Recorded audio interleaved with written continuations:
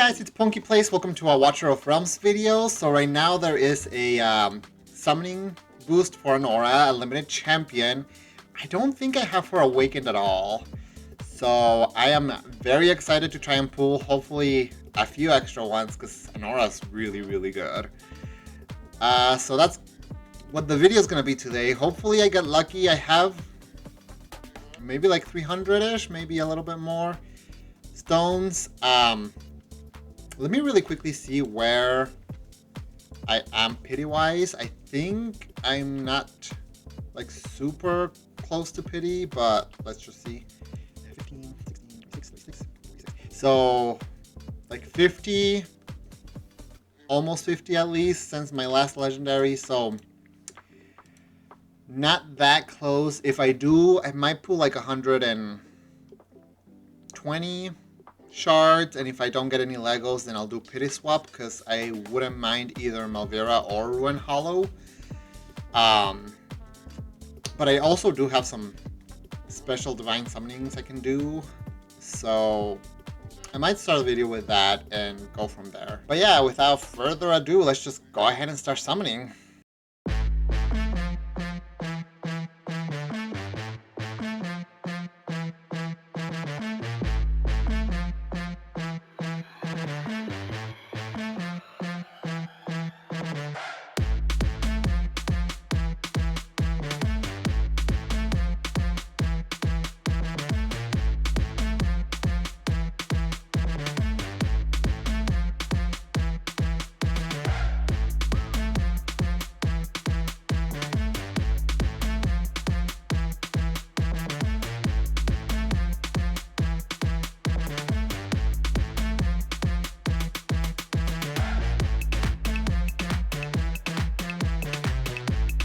Okay, so it's been 120, so I'm gonna go ahead and pity swap right now. Let's go ahead and grab this stuff too, because that helps. Let's see if I can get lucky with either one of these two or just another great champion. Let's see. Okay, nice, the first 10.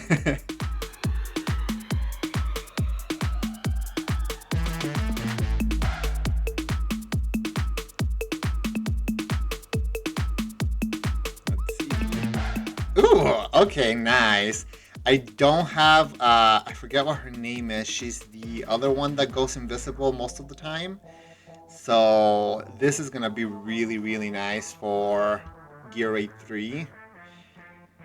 I'm excited. He seems like a very interesting champion.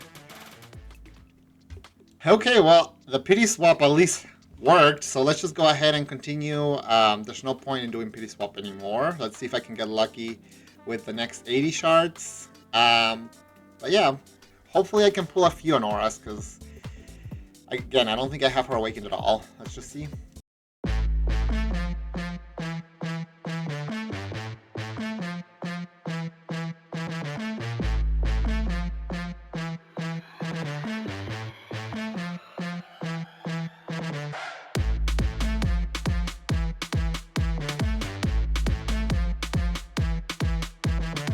So this should be Anora, unless I get lucky and pull multiple, which is not very common.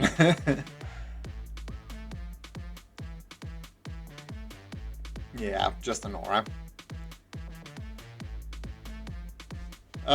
What a video.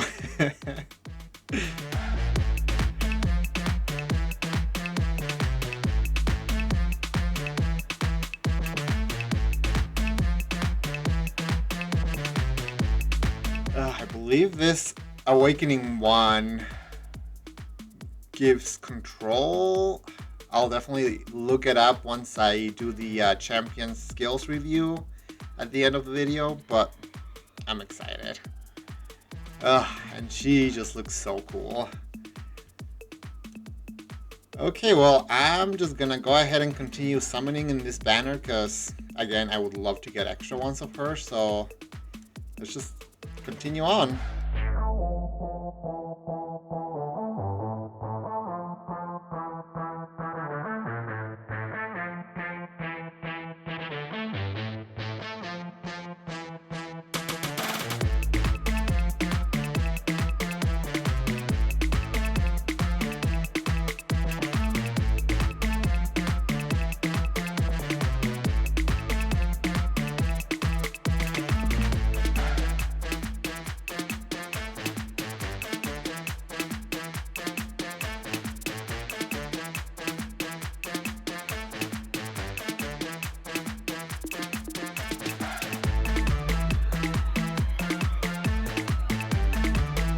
Okay, I'm gonna go ahead and just see if I can get more resources to try and pull some more, and I'll be right back.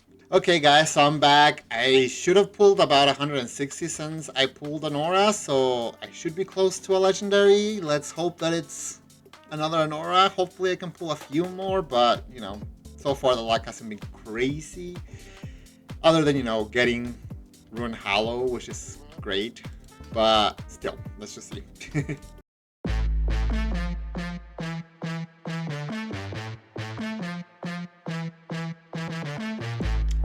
Okay, so not full mercy, but most of the way there. Let's see.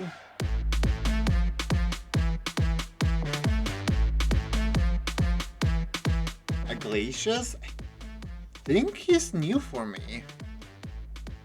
Well, I mean, it does say new here, so yeah, he's new for me. Okay, interesting. Okay, well, I'll just keep summoning and hoping for another Anora. Let's see.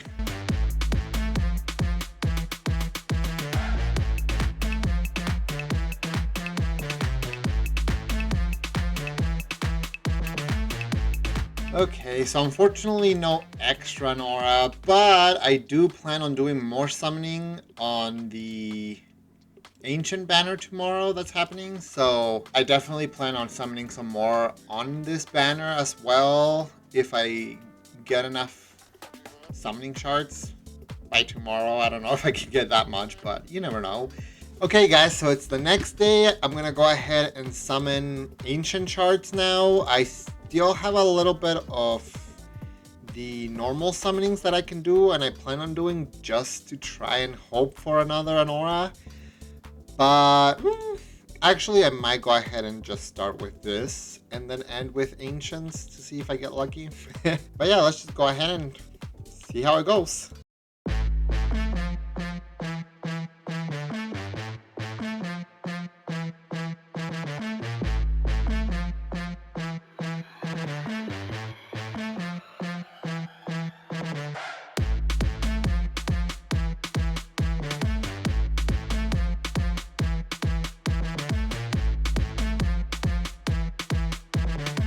Okay, let me go ahead and I can summon here a few, but I'm just gonna go ahead and get more resources and I'll be back.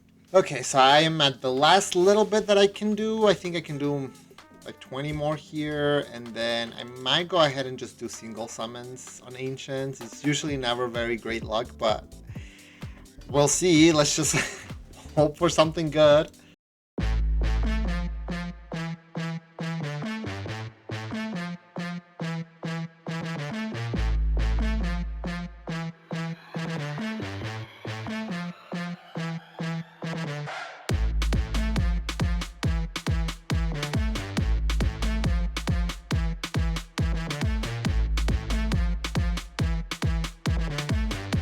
I think I actually can do one more 10 pull if I just get more resources now. So we're gonna go ahead and do that. Yeah, it's just gonna be one more 10 pull, so let's do that and call it good. Okay, no Lego.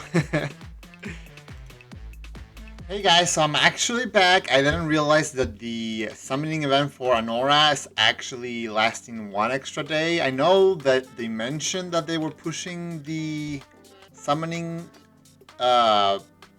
events one day more, I believe. I don't know if the Anora one was affected by that or if it was just the other summonings, but because I still have less than a day but still have time to summon, I have a few more shards. I figured might as well do that. I did get a few divine shards, or legendary summoning crystals I should say, as well, and some ancient summoning crystals, so it's gonna be the last little stretch of me trying to pull, because again I would love to get a few extra copies. I highly doubt I can get that much though, but let's just go ahead and see what my luck looks like today.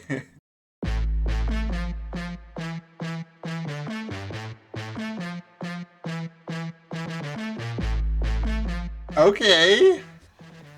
Oh, please let it be another Anora. That would be so nice. Satram. Okay. I think I either have him A2, it might be just A1, but I want to say I have him A2 already.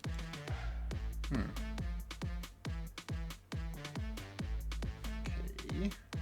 I mean, there's still at least one more 10 pull I can do. Yeah, I didn't think so. Okay, let's do the last few ancients. I'm only doing single pulls, and I highly doubt I'll get anything from that, but let's see.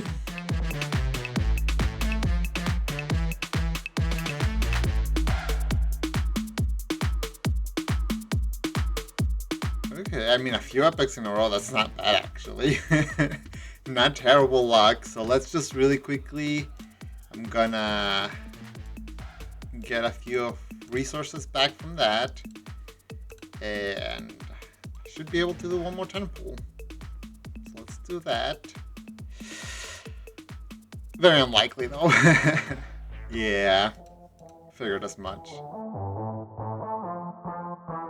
Okay, well, let's go ahead and go through the champion's kits. Let's just really quickly start with Anora. So she costs 19. She's a magic. She's cultist and esoteric. Her skills, you've got her talent. When deployed, summons labor, who inherits 100% of the master's attribute and assists the master in attacking enemies in range. Each attack deals 90% AoE or magic damage to up to 8 enemies. And then the hero and labor permanently gains sanctity, immune to most buffs and debuffs, which I always forget about that part. Upon the death of an allied summon, labor gains 1 stack of ancient spirit. Each stack increases labor's attack by 3%. Also forget about that part. Yeah, she's really good paired up with other summoners. Sucking up to 6 times. And then we've got her basic attack, deals 100% AoE magic damage to up to 5 enemies. And that's just her on her own. See, I could have sworn that her basic attack, she couldn't, like, get any faster by herself. But this doesn't say anything, so maybe it's part of the passive. Then she's got a bond skill. As long as you've got Immeret, she summons labor ice instead of normal labor, which inherits 100% of the master's attributes. Deals 15% increased damage to controlled enemies. Each attack deals 110% AoE damage to up to 8 enemies, with a 30% chance of inflicting Winter's Bite for 3 seconds. Definitely much stronger. Her ultimate, Worm's Dive, when activated, labor immediately deals 360% AoE magic damage to up to 10 enemies in range. Then, during the ultimate, increases labor's damage by 150% and expands both its attack range and damage range to lasting for 20 seconds. And she's got this, like, hollow Narissa kind of healing range. It's really, really nice. And then it's 800, which is not too expensive. And then she's Esotericist, so she can have that go down even more. And then her first passive, when attacking, labor has a 20% chance to generate Noxious Breath, which deals 20% magic damage per second to up to 8 enemies in range. Airborne units take half the damage instead. When the ultimate is triggered, generates Noxious Breath immediately, which is really nice too. And her second passive, when on the battlefield, increases the attack of labor by 15% and grants damage increase to other allied summons, which is a 10% damage increase. Very nice as well. Again, pairs up really well with other summons, not just because she's powering them up, but she's also getting powered up anytime an allied summon dies. Very nice. She does have an exclusive artifact as well, which I have actually maxed out. Scepter of Impiety increases attack by 20%. After Anora casts her ultimate, labor's AoE damage permanently increases by 5%, stacking up to 3 times. When labor kills an enemy, it restores 3% rage for Anora, which that's great as well, and can be triggered only 1 time every 5 seconds. They're definitely really, really hard hitters, which is great. And then for awakenings, this is my first awakening for her. When Noxious Breath is generated, it immediately inflicts Immobilized State for 2 seconds on up to 8 enemies in range, which she immediately generates Noxious Breath during the ultimate, but she also can generate it throughout. Yeah, there's a 20% chance to generate Noxious Breath every attack. So that's actually really good control. That's exciting. Okay, let's give that to her. See, and nothing in her kit actually said anything about her attack speed not being able to go up. Because for some reason I thought that she wasn't affected by attack speed on pieces, but labor is, because he inherits 100%. But yeah, nothing that I was reading said anything, so I wonder if she actually does get faster too. Then extra attack, which is always nice. Labor ignores 20% of enemies' magic resistance. That's pretty good. Extra penetration, and then awaken 5 enemies on tiles affected by noxious breath. Receive 20% increased damage from both the hero and labor. So just extra damage as well. Definitely very nice. Okay, let's go to the next champion I got, which would be Ruin Hollow. He is a piercer. He costs 12. Pretty common for marksmen, I feel like. His skills, when deployed, enters invisibility. When other allied marksmen use their ultimate, the hero launches a phantom arrow, deals 320% AoE damage to the target and up to 4 other enemies around the target. Pretty nice. It's anytime an allied marksman. I wonder if that, I mean, I'm assuming he probably triggers that with his ultimate himself, but yeah. At one enemy within the marksman's basic attack range, that marksman's. So, almost in a way, maybe he can just hit all around the board too. This effect can be triggered up to 1 time every 3 seconds, which is actually pretty frequent too. Phantom Arrow inflicts defense reduction on the target at 25%. Could definitely be better, but I mean, that's still better than nothing. Then we've got the basic attack, deals 120% physical damage 1 time to 1 enemy, prioritizing airborne units. The ultimate loads up 20 twin strike bolts. During basic attack, increases damage of each twin strike bolts, which is a special type of ammo. After loading this ammo, the hero's basic attack becomes double shots. Each double shot consumes 2 twin strike bolts and targets a random unit. Increases damage of each twin strike bolt fired by 75%. Ends invisibility 10 seconds after activating ultimate if twin strike bolt still remains, and enters invisibility again when all twin strike bolts are exhausted. Okay, so he either just stays invisible, or if he didn't manage to use them all up, he'll become visible until he does use them up. I mean, that's still pretty good. He's still gonna be invisible for most of the time. And then the damage goes up to 100% for the twin strike bolts. And it's 800 cost, which is not terrible. Then you've got the first passive, Opportune Moment. During invisibility, increases the hero's damage by 25% and restores 10% HP to the hero per second. Negates the first direct damage taken per deployment. So as long as he's invisible, he's continuously healing, which is also really nice. Interesting. And then the second passive, Veiled Strike. For every 6, which goes down to 4 twin strike bolts fired, launches a special phantom arrow at 1 enemy within basic attack range with damage reduced by... So I'm assuming that this right here makes it so that the damage reduced goes down. So he's dealing more damage, right? So instead of 20% damage reduction, it'll end up being a 5% damage reduction. That's what I'm thinking. But I don't know. Anyways, let's see. I don't know if he's got any special artifacts. His Awakening during Twin Strike Bolt reduces basic attack interval by 25%, and it has a 50% chance to inflict 1 stack of Winter's Bite, which is very nice. It means he's also going to get some control. Extra attack. Awakening 3 increases attack by 5%. When the Phantom Arrow triggers, increases the hero's attack by an additional 2%, stacking up to 10 times. So 25% extra attack potential. Pretty good as well. Penetration, and then Awakening 5 reduces the triggered interval of the Talon's Phantom Arrow to 2 seconds. When triggered, grants the corresponding ally a shield equal to 50% of their HP for 8 seconds.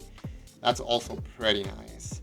Makes makes me wish he was also part Northerner, because that would definitely help the Northerners out. But I mean, it's still good survivability, so not bad. And then we've got Glacius, right? He costs 19, he's a mage, and he's just a Northerner. His kit, you've got basic attack inflicts slow upon hit. It is the 50% slow with a 20% chance to additionally inflict freeze. And that is a 2-second freeze. Deals 20% increased damage to targets inflicted with slow and 20% increased damage to targets inflicted with freeze.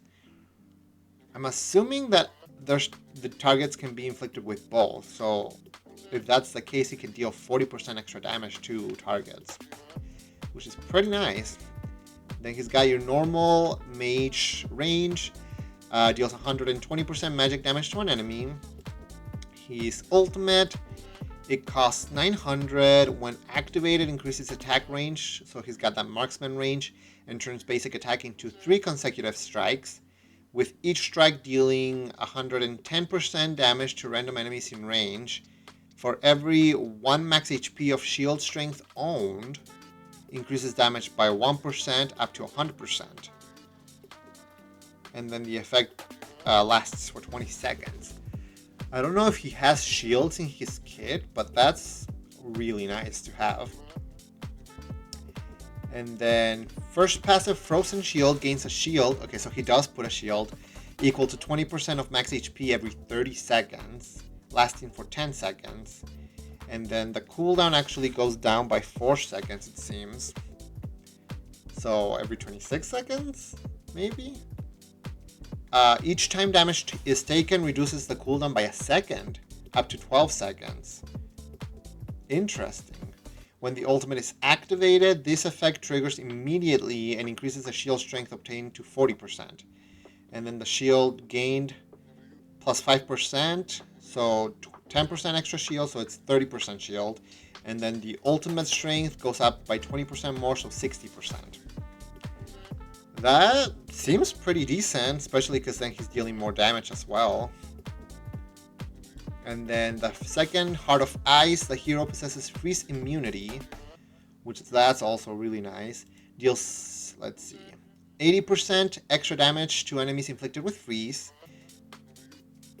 80% extra damage to enemies, but then the talent already is dealing more damage to targets inflicted with freeze. That's kind of crazy. If the target is immune to freeze, triggered by talent, the hero inflicts Eye of Winter on them for 3 seconds, which this target regards this target as inflicted with freeze, which is really nice. And then the Eye of Winter lasts for 5 seconds.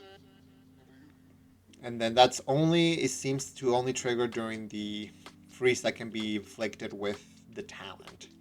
Because I think the ultimate, no, the ultimate doesn't trigger. So it's just during the ultimate that, or during the talent that he can inflict freeze. For some reason, I thought that Glacius could also do Winter Spite, but I guess not, unless some of his awakenings can do that. So we'll go ahead and look at those. First awakening, when there are only 1 target in range, increases damage by 15% with an extra 15% damage to the 2 targets inflicted with freeze, which I'm assuming that also includes the Winter's Eye, or Eye of Winter. Extra attack, increases the shield strength gained by 20%. When shielded, increases damage dealt by 15%. Also pretty nice. Extra crit rate on Awakening 4 and Awakening 5 upon receiving fatal damage for the first time triggers Ice Barrier for 10 seconds, during which the hero cannot act or take damage. When it expires, the hero restores 30% HP and 100% rage, and gains a shield equal to 50% of max HP for 10 seconds. See, that's odd though, because if he gets 100% rage, then he's going to trigger his ultimate, which is going to give him another shield. So unless that shield stacks on top of this shield, almost seems a little redundant, but that's, I guess, fine still. I mean, having extra survivability is really nice. Okay, so now we're gonna have Setrum. I have him Awakened 2 already. I thought so, but I wasn't entirely sure. I don't have him fully skilled out. I know he's still decent in certain areas. I just haven't really used him too much. So his talent, each attack launch has a 20% chance to unleash fists, smashing the target and dealing 140% damage and inflicting the target with stun. The fewer the targets in range, the higher the extra damage dealt, up to 20%, which is not bad. He's got like really crazy range, and then he deals 120% when fully maxed out damage to one enemy. So the ultimate's got really crazy range, even crazier range I should say. Switches to the Fortress Stance and increases attack range for 15 seconds. During the skill, constantly bombards targets with continuous attack that deal 25% damage and gradually increases attack speed. Enter Overloaded when reaching the attack speed limit, and then self-repairs after 8 seconds. It costs 1100 when maxed out, and then the Overloaded consumes energy and increases damage by 70%. Will enter a worn out state for a while after this effect ends. And then we've got the first passive, Devastation, increases all damage by 12%, which goes up to 15%. Shielded targets take an extra 50% damage, which is really nice. Makes him a great shield breaker. And then Annihilation, when the hero attacks one target multiple times, increases crit rate by 1%. And damage by 2% each time for 5 seconds. The effect can stack up to 15, which goes up to 20 times. So an extra 20% crit rate. You don't have to build them with 100% crit rate, which is great. And an extra 40% crit damage, which is great. And then I believe I've got an exclusive gear for him. Let me really quickly check. Yeah, so his exclusive gear increases damage dealt to shields by 20% when in overloaded state, gains 10% penetration. Very nice for sure. And then for Awakenings, his Awakening 1, when entering the Fortress Stance, grants Shield Break for up to 2 allies with the highest current attack within attack range, which increases damage dealt to shielded targets by 30%. Actually really nice. And that's lasting for 15 seconds. Awakening 2, extra attack. Awakening 3 increases damage by 3% for each tile between the target and the hero. Okay, so he's gaining basically that artifact that strengthens you up the further away they are. Awakening 4, extra penetration, and then Awakening 5, duration of overloaded plus 5 seconds. Interesting, because I don't know if it shows how long his overloaded state lasts. I think, again, the overloaded state lasts for 8 seconds, so then with the ultimate it almost doubles that. If that's the case, I don't know. But yeah, pretty decent champion there. But yeah, that's gonna be it. Those are gonna be all the champions that I pulled. Could have definitely been luckier pulls. I wish I would have gotten more Anoras, but hey, I'm getting slightly closer to getting her Awakened 5. I do have Soul Stones that I could use if I wanted, but I still don't know exactly who I want to use my Soul Stones on. I'm mostly leaning towards the Dracula event heroes, since we're supposed to never get them back, so it makes the most sense to use that on them. But I still have yet to use them. Either way, I guess it's fine. Let me know if you guys went ahead and pulled and if you got any luck with your shards. But yeah, I'll be leaving you guys at that. So until the next video, guys, take care.